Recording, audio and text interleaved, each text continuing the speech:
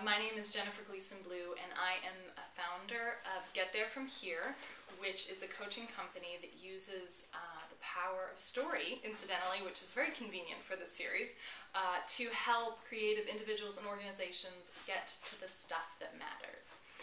So I got into this work the way a lot of 20-somethings find their career. I floundered, I was miserable, I job hopped, I quit a lot of jobs, and kept feeling like there has to be something. You know, I grew up with that sense that I could do anything, and I wanted to do everything, and I was good at, you know, a lot of different things. So I ended up actually talking with a therapist who said, you know, who I was working with, and she said, you know, a lot of what I do is more like coaching with you than it is traditional therapy. And I thought, well, I really like helping people, and I like the idea of therapy, but I really don't want to be a therapist, and yet this kind of work is really attractive. So I ended up hiring a coach to experience the process. I interviewed her, all of that stuff. She coached me through a couple of job transitions, and about 2 years into that process, I was like, you know what, I really love stories, and I really love helping people, and coaching is an amazing place where they can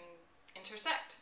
So in 2006, I went and got coach-specific training. I attended Coach University. There are a bunch of coaching schools, and set up shop early 2007, I would say, when I was 26 years old. And in thinking about, like, what is the story of my business and what are the obstacles I've faced, I would say that my age was absolutely the biggest obstacle, both externally and internally, but primarily internally, in that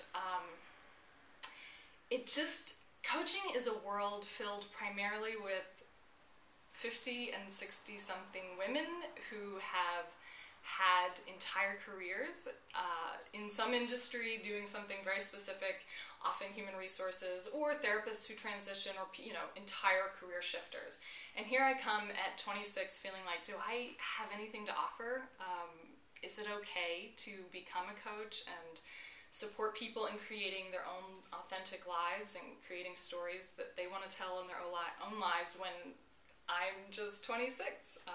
So it took a lot for me to get over that internally. And I would also say that there's an external perception that you need to be older and you need to have all your stuff together and you need to have all of this life experience, when in fact coaching is about a skill set and a presence that you bring to bear to help support people in closing the gap between where they are and where they want to be. And age and experience helps, but it's not really the end of the line.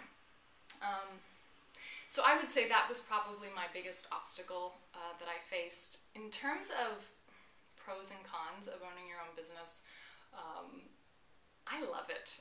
I could just stop there. I could just say I love it. The thought of working for somebody else makes me kind of sick to my stomach at this point.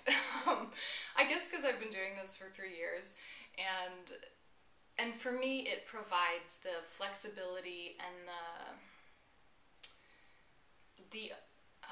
the authenticity that I get to be me in a gazillion different ways every day when I show up at work. I get to be my type A self, I get to be my deep introspective self, I get to be my super relational self, and so that element of it like outweighs all of the nitty-gritty of having to be responsible for every little piece and finding the right vendors and all of those things that anybody in business struggles to deal with, and, you know, the different hats that you wear. To me, the different hats is like this great joy.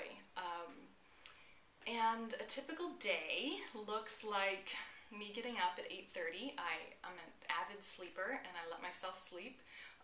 So I usually get up, I have breakfast. My husband now works from home too, so we often have breakfast together.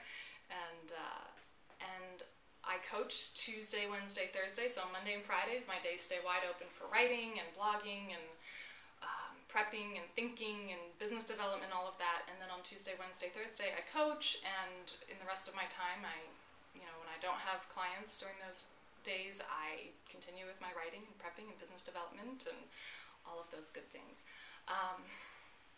In terms of plans for the future, I want to Get There From Here, which is my business, to continue growing. I'm at this amazing point right now where my business is just focusing getting really specific in terms of working with creative people who want to make a difference, and helping them get to the stuff that matters through this realm of story, as in like, what are the stories you're telling about yourself to yourself that keep you from getting where you want to go, and also just creating this place where people can tell their story. So Get There From Here, I'm sort of imagining it as it continues to grow at this point into a place where you can tell your story and a place where you can change your story.